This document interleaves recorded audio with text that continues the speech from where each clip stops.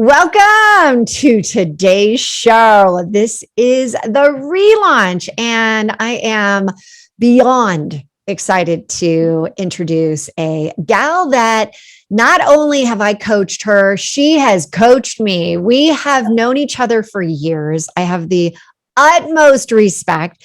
She is a absolute phenom in her space. And so get ready for this interview, because I got to tell you, she's going to give you some, I love to say the pearls of wisdom. And she is one person that you talk about a lively conversation. This will be that one. So her name is Jenna Soard, and she is a launch strategist. Yes, launching of multiple different things. We're not going to get into relaunch until we start talking to her about that too. She's not only this launch strategist and a branding expert, she's also a former graphic designer. She worked at Nike, a former associate professor at the University of Oregon, teaching some of the things, the tips and tricks she's going to share today. And she has over 20,000 women entrepreneurs that have joined her, either her free or her paid workshops on launching. So get ready, Jenna. It is so good to have you here. Thank you for that amazing introduction. I love it. You're amazing. Oh, thank you. I was like, I could say so many of these things, like so many amazing things about you too. So I feel really lucky and happy to be here. Well, and I think that one of the things that we have been trying to do for a while now is get us together so that we can share some of the things that impacted both of us. And I thought, what better place than to have you come onto the show, talk about your significant relaunches. And you and I think at this point, we might have we known each other for what? Probably about 4 or 5 years. Yeah. Yeah. And I feel like the relaunches that you've had have been so impactful. And I want to be able to share those because your journey is so unique, but I think it's going to resonate with so many listening. So let's start where I always love to start. Let's talk about the most significant relaunch that really has impacted your journey so far. Yeah. So I think, after being in business for going on my 8th year, I've gone through so many different iterations in the business of the types of products that I've sold, just how I show up in the business. And I feel like I've gone the gamut of everything from, I started off as this course creator who was creating a course about branding and design, and then realized that I was in the business of helping people create beautiful websites for terrible products. And I was like, that's so great. It's when all those people come to you and you're like, oh, I can make it look really good, but the underlying product, not so good. Yeah. And I just, me being a designer, I didn't really feel like it was my place to say, hey, I know you want to pay $25,000 to do a website here, but your product is not going to sell. Like I didn't feel like it was my place to say that. And I realized that even with my lower level students that weren't hiring me, they were also creating basically whipped cream on garbage, Yeah, forget about like putting the lipstick, on the pig. We're talking, did you hear that? Whipped cream on garbage? Yeah. So it was really like from also taught ethics at the university level. And I like really had a hard time taking people's money to help them create something beautiful for something terrible. So I morphed my business into teaching them how to create, really awesome courses and coaching programs that actually get people results. And I get them to make it in a dirty and fast way so that it's like not pretty or anything, validate their offer, and then we can go make it pretty. So what I love about that strategy, which is so different than others, is you're saying, hey, let's validate that this business is actually viable. Before you start dumping in and so many people think it's got to be like this fancy website and you got to have all these things.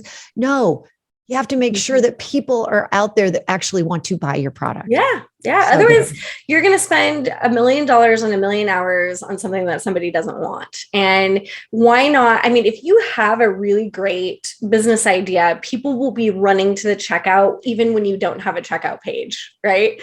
So somebody just came into my program just this past month. He has the best idea for a course I've ever heard. He is a screenwriter, and he's only been screenwriting for about 4 years. And in that 4 years, in his late 30s, early 40s, he managed to create this amazing career. And he wrote for the Spider-Man movie. He wrote for Crazy Rich Asians, all in a matter of 4 years. Completely went from being a professor to a really successful screenwriter, and like used his method of how he started his career, helped a couple of friends, got his brother and all of his friends these amazing screenwriting gigs. And he wanted to come in and do a course. And I was like, this is an example. You don't need a website. Please take my money. I want to learn everything that you're doing because this is so interesting. And that's what I look for. I look for, how do we take your idea and make it marketable? So this is interesting because there are so many people right now. We call it, the Great Resignation, which is really the great realization, realizing what you really are passionate about, realizing that you do have something that you can help others to perfect. I love the idea of literally anything can be in a course. You can create, there are people, and I know you and I have talked. There are people that are creating the most like niche down, niche. And yet it's just a bonanza. So it's so incredible. But I do have to say, knowing you as I do, I want to go back to the relaunch. I want to go back to something that happened to you health-wise. And because it's not just about, Jenna and her success with, helping people get their products out there. You had to literally relaunch yourself and keep going while your business is, taking off to make sure that, you could sustain this incredible business and not fall flat on your back and not be able to actually help people anymore. So share what happened there. Yeah. So I think that there's been quite a few rolling relaunches, right? Like that they just kind of happen based on where I'm at in my life. And I would say that, I had a big health transformation just like in the past year. But if we wanted to like pick a moment in time when all of this started to come together, I think everybody kind of hits sometimes a rock bottom where they just can't do things the way that they were doing them anymore.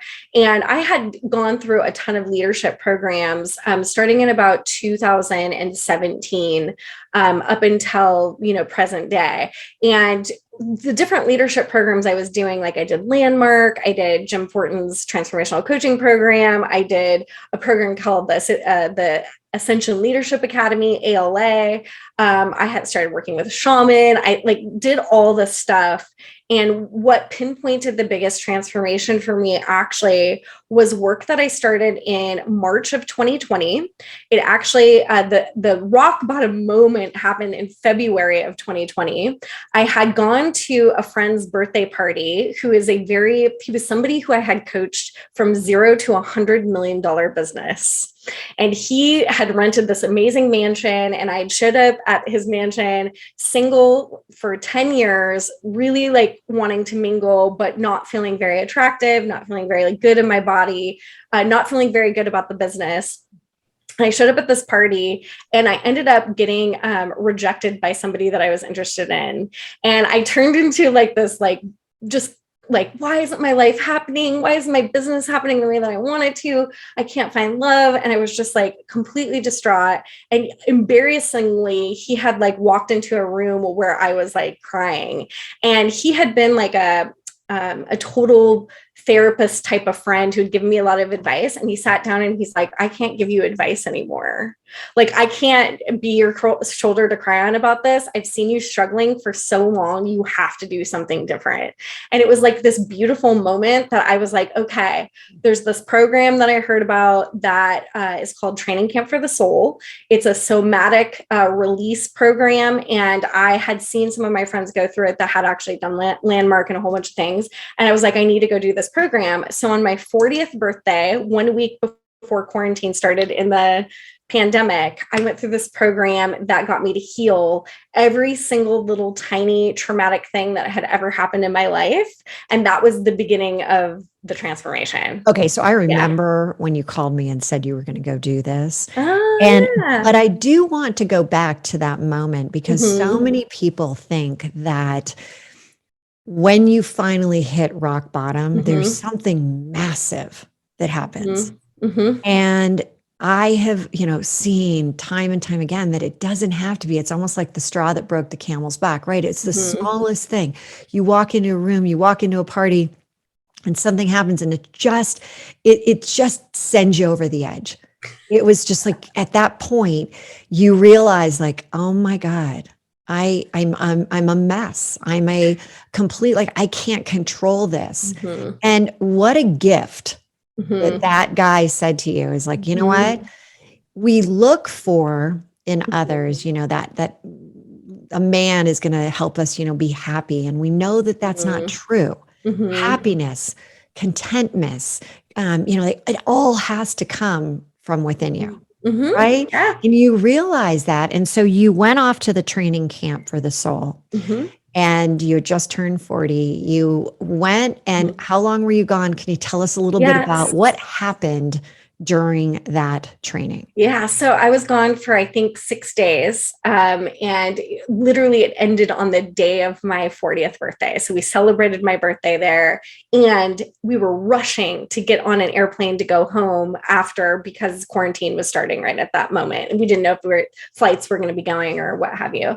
And so it was kind of the work that had happened there was I finally understood why I was the way I am, where all of my feelings and my judgments and my beliefs, where they all came from, how they were associated with, learning things from mom and dad and environment and childhood, traumatic things that happened that were not instantly identifiable. Like I don't have big T trauma in my life. So there wasn't like that, backstory that's, one in two people has around there being some sort of sexual abuse or anything. Like I didn't have anything that I go, oh, that's why I am the way I am.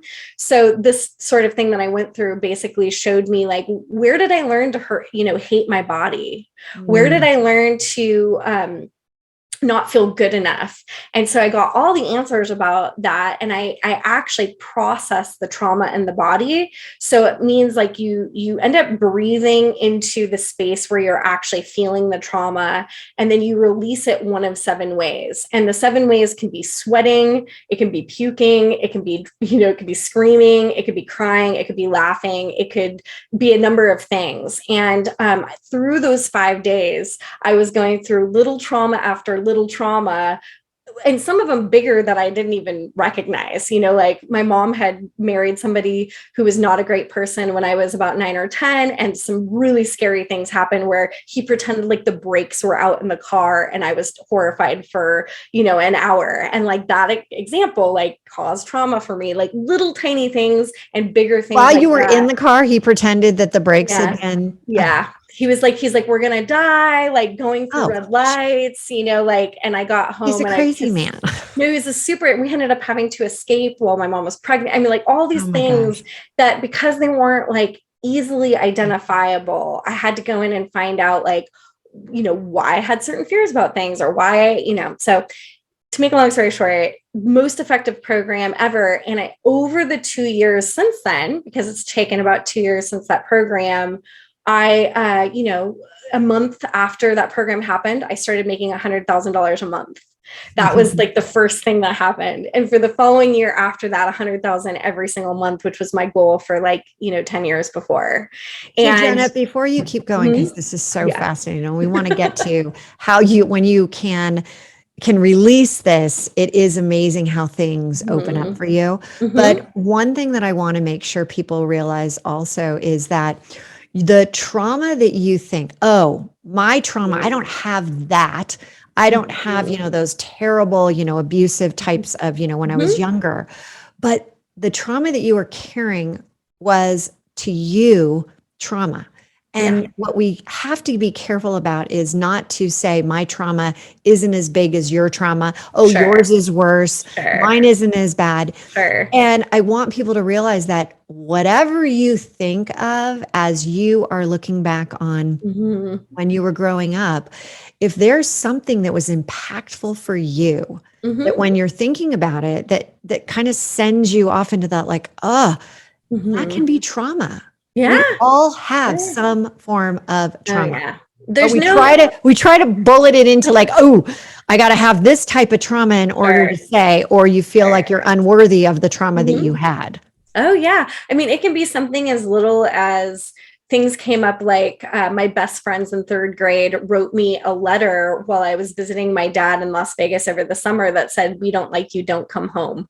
Like little, like just mean stuff, or Mean. or even and like in other examples, like somebody could be going to church and they were talking during church, and grandma got a brush out of her purse and whapped him on the head and told him to be quiet, and they were so worried about getting into trouble that they decided to be quiet for the rest of their life. Mm. So like these little tiny moments that we may not chalk up to being that big of a deal can really be the reason why we end up having the traumas that we do.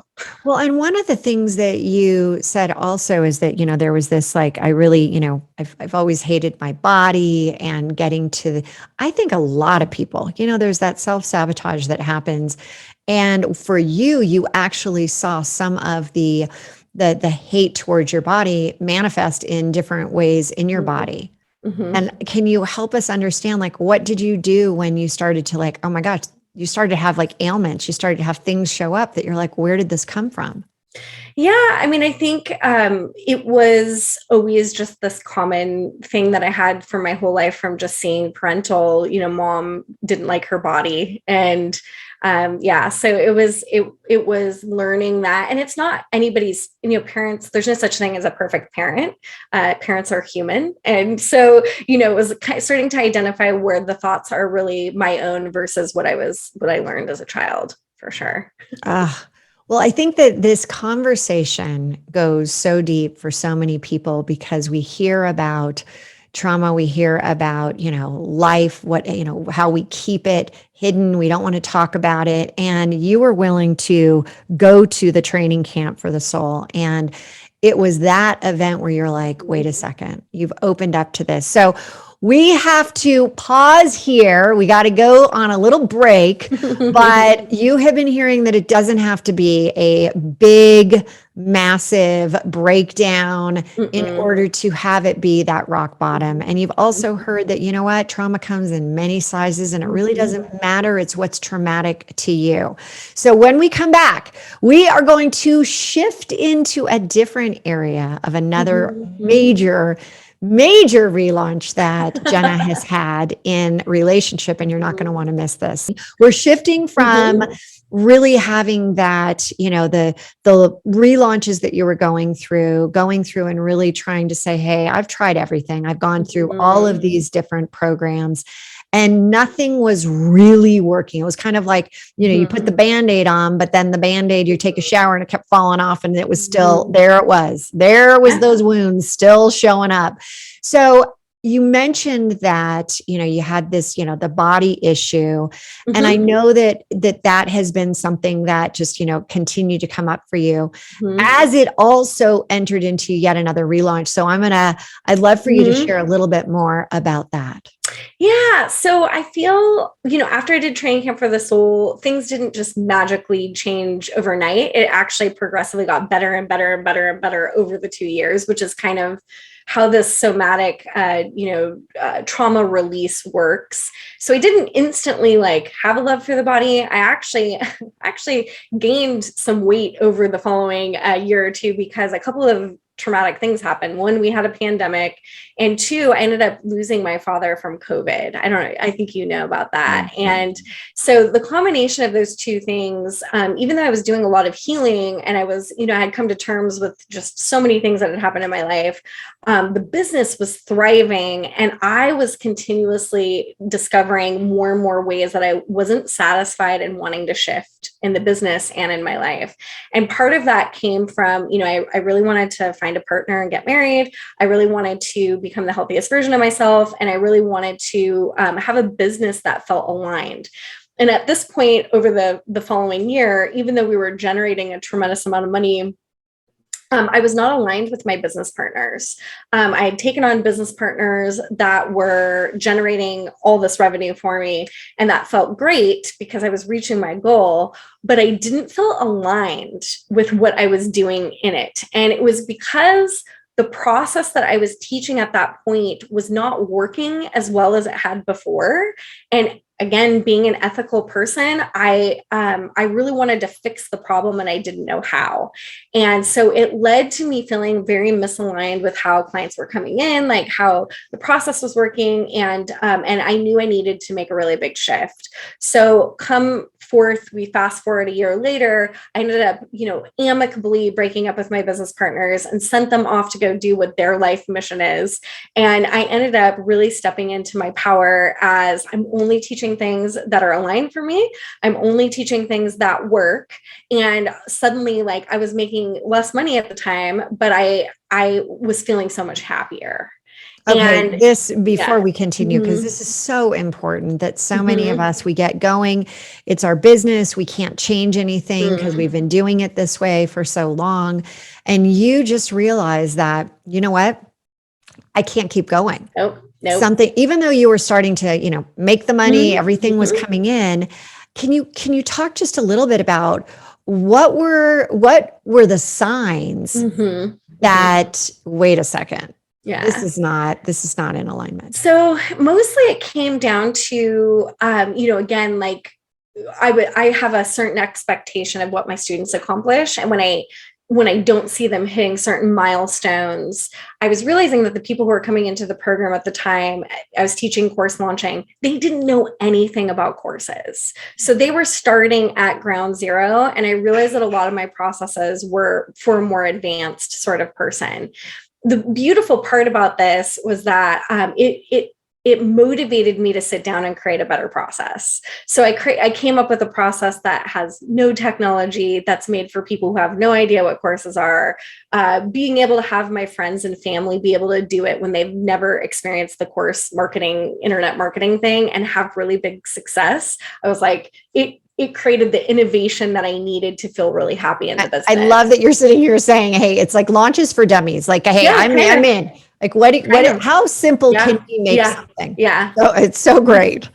So what I realized, I'm a lover of tech. I'm a lover of fancy funnels and all these things. That doesn't make everybody else into that. And my mentor, James Wedmore, had said to me, is there any way you can create something timeless that you don't have to recreate every, time that a technology changes? So I came up with this thing called the 10K beta method, where I help entrepreneurs generate $10,000 within 30 days, testing their idea before they actually even really create it. And all is required to do it is a Calendly or a scheduler link and a Zoom room, and that's it. And so it's made it so simple and so easy. So that's that. Getting aligned like that started to get me. And by the way, we did that and we saw massive success. It was this beta formula. It was so great. It got our product out. We got a brand new product. At the time, it was the Fired Up Entrepreneur. And what it allowed us to do is really be able to identify who can we really help? Just like you, it was like, do we want to start with the very early stages of business, or do we want to help with truly scaling your business? And then we realized, wait, it's like a two process, right? You got to first understand it's a different type of course than taking them to that next level of 6, 7, 8 figures. So this stuff works. It was really fantastic. Thank you. Well, getting aligned like that started the first part of me waking up and loving my life again every day. I was still having troubles with getting the health thing completely in order because I was still coping with the passing of my father. And I was still coping with the fact that I hadn't found my partner yet. And this is where the transformation happened with love, was that there were two things that happened with the love thing that are so cool. The first thing is my mentor, James Wedmore, did an exercise that was all about your internal critic. I don't know how much internal critic work you've done, but basically what he had me do, and he had this whole group of people do, was write out all the horrible things that you think about other people. And I was like, ugh. And then after you do that, you read it in horror of like anything negative you would ever say about anyone. And I consider myself to be a people lover and a people person. So that's a tough one when you're sitting there like, oh. Yeah, like the judgmental things that were coming up were really surprising to me that I was having. And of course, it's always directly related to what things you're likely struggling with, right? And so that was really shocking. And then he had us write the horrible things we say about ourselves. The self-sabotage, yeah. Oh man. And so here, Training Camp for the Soul had given me all these tools, and I was feeling a lot better consciously and subconsciously. There was still some unfinished business around the internal dialogue. So when he then had us read this entire thing in front of a group of people, and it was being broadcast, and it was so horrifying to me to do this that I literally broke out into hives on my body for a full 5 days. Okay, so hold on, Jenna. So this is a live telecast, and he now is asking you to read what you have written about the nasty things that you think about other people. Yes. And then you had to say, and the nasty thoughts you say about yourself. That's so good. It was horribly awesome. It's horribly awesome. Yeah, horribly awesome. I had a breakdown. Now, keep in mind, this was in Sedona. I'm pretty in charge of my emotions. I had like kind of a bit of a panic attack because I'm thinking, who's watching this, who is seeing this happen right now. And I just remember that at the end of that experience, I was feeling a sense of relief, but I was feeling a great sense of vulnerability and exposure in a way that made me, really start to, what's interesting about it is that once you start to read it out loud, you then read it again and you read it again until it doesn't have an emotional charge anymore. And the things that I was saying about my body and about what I felt like I deserved, and like nobody was ever going to love me because of my weight, and like all the stuff came out. I mean, down to like suicidal thoughts that I wasn't really like, acknowledging, like, am I just going to end up with like cancer and like throw myself off a building? Like I didn't even acknowledge or know how deep and dark the thoughts got until I brought them to the surface.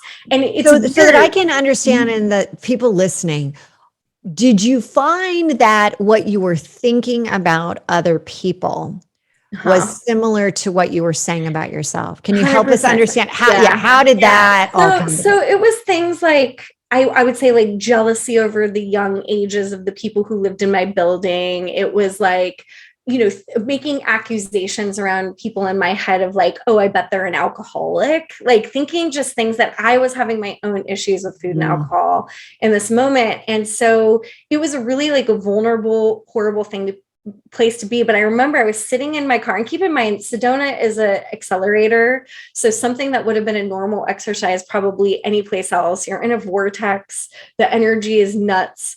And I remember that I was sitting in a car with my friend who was getting ready to get married, and we were sharing a house in Sedona for this event. And I go, I just don't think it's going to happen for me. I just don't think I'm going to find love. I think that I just need to make the decision to be happy without it and really like live my best life, because it's just not the cards. Wait, was this before or after this exercise that you're saying? This was after. So okay, after. So now you're back to feeling like, oh my gosh. I'm just realizing that the internal dialogue might be so messed up that like, I don't know if I'm going to be able to find love. Like I just don't know. So I really came to terms with it. I had a moment where I was like, well, I'm just going to go live my best world traveling, floozy, writing a book on a train life. Like I'm going to go have floozy. What am I going to do? Okay, but wait, before we go into that part, it's interesting because people really, we always have, I say it's like a triangle, right? You have your business that you're trying to get, your business life, to that next level. You're trying to get yourself to that next level. You're trying to get your relationships to the next level. And you are willing to, out of those three, out of that triangle, you were willing to say, you know what? this part, not going to happen for me. Yeah. That's a Yeah. big thing for you to say. Yeah, I know. I never believe, I was always holding on to this like hope and waiting and feeling incomplete. But I think in that moment, I made the decision to feel complete as things were. And that was the secret that led to everything that I wanted to open up. So that was the first thing that happened. I broke into a rash. I was on my body for like a week. And then Okay, but you feel like the secret was actually just saying, you know what? Yeah. I'm it's not going to happen for me. Yeah, it's you were just willing to be like, Yep. stop putting so much pressure. Mhm. It's like, it's not going to happen. Complete Okay, so now we're back to being the floozy. Okay, so now what's happening? So then I'm just like, okay, I'm going to go live my best life. And in the meantime, I come back to Austin, and I always had this vision that I was going to meet my partner here. And I had told everybody that I was going to meet the person I was going to marry here. And I knew that when my dad passed, one of the first things that many of my friends said to me, including me to myself, was, now that your dad has passed, he's going to help you find your partner. So I also had this running narrative that I was going to meet my person at some point, and it was likely going to be through my dad, just finding him. And so fast forward 1.5 months after this breakdown in Sedona, I was walking into my apartment where an Audible book was playing, and it said, and the book was "You're a Badass at Making Money." Have you heard that? I have. And the words that she said were, doubt is the number one thing to be a manifest blocker. Where are you having doubt in your life around money or whatever? I translated it into, where am I having doubt around dating? And this number one question changed everything for me, because it was like a random breakthrough that I wasn't expecting to have happen. And the answer was, I was having doubt that anyone would love me as I was, at the size that I am, that I would also find attractive. And so it wasn't just this one way. Is anyone going to end up, finding me? It was like, but I want to find them attractive. Mm-hmm. And I want to have a certain level of chemistry. I want, all these things to be amazing with them.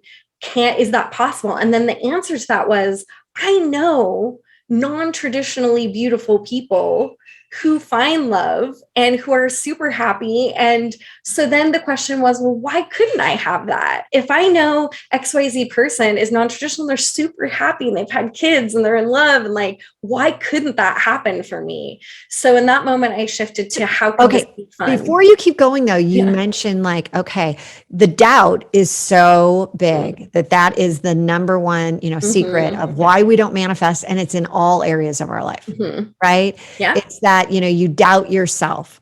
There's something there. And I love that you're unpacking this in your dating life at this point.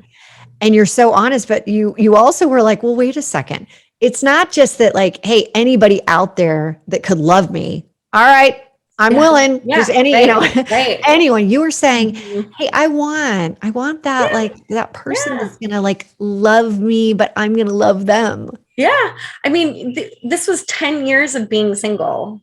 This was 10 years of being single and wanting to, find that person. And I said no to people for 10 years. So I had enough standards that I wasn't just going to go for anybody. I just was like, if it's possible for other people to be able to experience this, why can't it be possible for me? And did you ever do that thing where you write down like what exactly you're looking for? Yeah. And so many times. Okay. So many times that didn't work until you hit that, what is it about the doubt? Yeah. What is it? Then that changed everything. Well, so I made that decision and I met him the next day.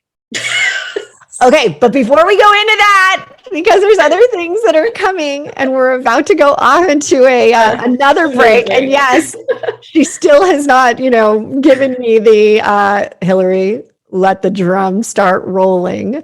But I want to just highlight this, she's given us so many, the secrets of, that you have to understand that when you give it up, when you're like, so not like all consumed, And she said, I knew that I still wanted it, but it was just like, hey, it just hasn't happened for me. She was willing to kind of throw it out there to the universe. And what happened was she ended up reading that, great book, and doubt. She had to get into the doubt factor, like what really went down. She took it into, instead of the finance of the business, she took it into the other area, which I love. So everyone out there, start thinking about, where are you doubting? But before we go into all of that, I want to mention something that we talked about during the break. And that is, really doubt equals fear. Yeah. And fear is something that hasn't even happened yet that we lean into. What do you think about all of that? The idea that, you had these fears that were going through your head about relationships. Well, it just turned out that like every person I was going on a date with, that I was living, when living in Austin, it was just, one bad date after the next, like men who just weren't emotionally ready, maybe would have like a chemistry connection, but they wouldn't be ready in their life to settle down, nor would I want to, so it was I had a decade of no's. I had a decade of not feeling good in my body, and I'd done all this work, but I still wasn't feeling quite healed yet. And I was starting to feel more and more healed and more accepting. And I know that because I wouldn't have been saying no if I hadn't, like I knew I was worthy enough of having something magical, but I just couldn't figure out why it wasn't happening. And so I remember I had bought, not only did I have that experience with the podcast or the Audible book I was listening to that had said the thing about doubt, but I had also bought a crystal ring that was about opening your heart. And that happened about a week before. And so it was like the combination of hitting like a rock bottom moment to find out where my holes were, in also combination with figuring out that there was all this doubt. Like I really couldn't manifest it if I didn't really believe it was possible. And in my brain, it just was, I was the heaviest that I'd ever been. And I was like, how am I going to find someone that I'm going to be able to vet to get married and or start a family with in the amount of time that's necessary? Because I was 41 at the time. I'm 42 now. And this just happened just this past December. I was like, it's impossible. So I'm just going to, the doubt was there, and I had to remove the doubt to be like, well, I'm just going to have fun and see what happens. Like, I'm just going to enjoy every connection that I have and know that I have seen miracles happen for friends and family. So what if that was the main thing? What if this could happen? What if this could be fun? What if it could be easy? What if he could be hot? What if he could love my body? What if, all the things that I could ever want? What if, like, it was very different than the energy of I'm going out to meet my person. You see, so totally different energy. Totally different energy. You took it from you almost went around it. And I love that you said, I was at my heaviest weight. Yeah. Heaviest weight. And I was at 190 pounds. I, had gained all that weight from COVID and from my dad. And I was just like, how am I going to meet this person? So lo and behold, I met my guy. He had read my profile on OkCupid that had said that I wanted somebody who didn't drink very much, who was really healthy. And he was looking for those things too. And he also was looking for something, serious, and somebody who was ready to settle down and start a family. And I had clearly spelled that out in my profile. So he kind of self-identified as being that person. And so when we met, it was like, we didn't have any expectations. We both have kind of fears around how people are going to be. And somehow we both showed up, really open-hearted. And it was from day one, it was just on. Like, we started having phone dates. I think we knew that we wanted to like be together forever for like in like the second week. Isn't that great? That happened with Ian, my husband. And it's so great. But what you said, which I love, is you were so clear. There was no, none of this, BS in terms of what you were putting into your profile on OkCupid. You were like, this is it. This is what I want. I don't want someone who's going to, be into alcohol or have, Yeah. big issues. This is who I am Mhm. wanting in my life. Mhm. And I- so what was really interesting is how we kind of knew is that I had that long ass list of all the things that I wanted somebody to have. And it was like every single thing, check, check, check, check. And it was like, even like the tiniest little things about everything that I've ever loved about people that I've dated. I was like, oh, he has that thing. Like, oh my gosh, he's really talented at playing guitar and singing. Oh my gosh, like, little things where I always wanted to take a nap on a bed and have somebody play their guitar for me. Like he had that. And I was like, okay, but listen again, that is so clearly stated. This is what I yeah. want. Mm-hmm. I And just people don't realize that, because again, they think, well, let the universe just, whatever's going to happen is going to happen.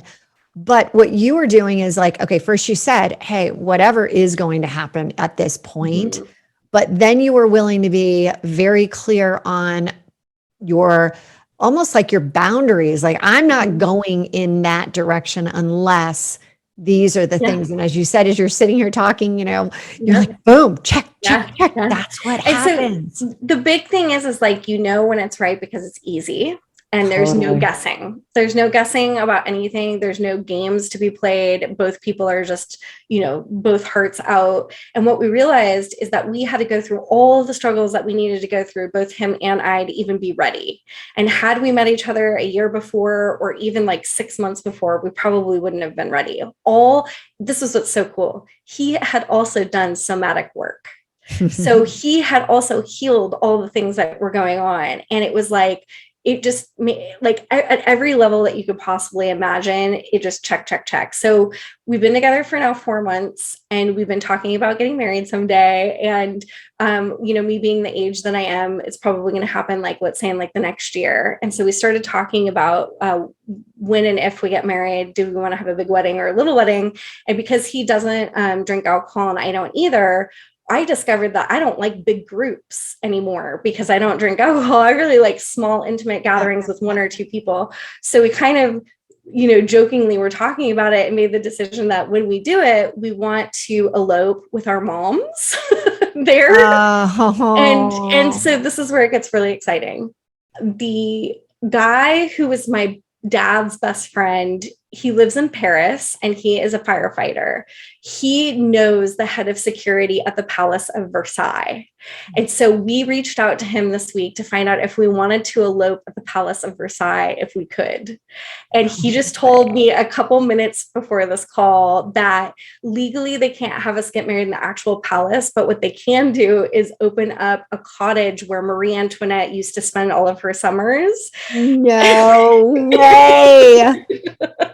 Oh God, that's so good. Yeah, so that's what we're talking about. But not. Oh my God, that is so exciting. And here's the thing also, you asked. Yeah. How many times do people not like, oh, it'll never happen. We would never be able to. You guys just threw it out there and said, hey, any chance at Versailles, could we elope there? No, you can't, but we've got another option. We found another way too, where they do parties where you dress up in 1600s costumes. This is so up your alley. This is so up your alley. It's so great. So they said basically, like, what we could also do is go to a party there, and we would be dressed up anyway, and we could have photographers there to then take pictures. So we're going to find some way. It's going to likely happen anywhere in 6 months to a year from now. We're not engaged yet. Like this, we're kind of planning our thing before it's all official, but this is just what we've been talking about. And so just look at the one little twist of how I thought about something and how it changed the entire trajectory. And it's just all that work that I did leadership wise set me up for this moment. And, since I've been with him, I've, decided to officially give up alcohol, and it's been, 4 months without alcohol, and he's really committed to health, which has also helped me be extra committed to health. And I realized that I almost married somebody 10 years ago who drank lots of alcohol and ate bad food. And I knew that that was always going to be an issue for me, and how important it was for me to be with someone who was fully committed to that. And it was now that I have it, I was like, this is exactly what I wanted. And it's like, so you're not drinking anymore, and you're eating healthy. You look fantastic. For those that are, checking this out on YouTube, I'm sure you're thinking she's radiating. I'm like, it's so amazing. And one other thing that I really think is important to hit on yet again for those that are, whether it's a relationship you're going for, whether it's business that you're wanting to, whether it's that connection with yourself. What you said was so important, that you had done the work, he had done the work, and you were both ready. So many times we try to be like, well, I just want it to happen now. I just want it to happen now. But are you in a place that you would be able to, with your own energy, attract that guy, attract that partner, attract that, business that equals your specific energy? Is that really what you want? And a lot of times that's where the misalignment is. And also it's just the belief, this is still the same thing that happens with business as well, that things can change in a millisecond. You can have the $1 million business as soon as you remove the doubt. Like, things will get aligned as soon as you remove the doubt. And the most recent work that I've done around this as well is, that idea of, sales equals safety.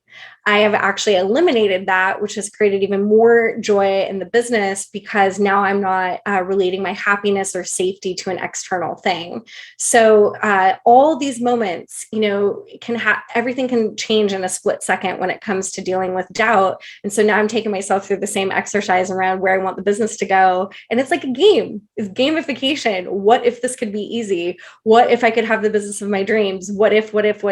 And it just opens up a whole new world of possibility. Well, and when you say things can change in a nanosecond, a lot of times people think like it's got to be, again, I have to be completely at that point ready. If I'm going to do it, and we talk about perfectionism, I can't start until. And if we go back to your example where, I'm the heaviest, I had done a lot of the work, but you were honest, you put it out there, you were ready. But you were also throwing out there that I want somebody who wants me and I want them.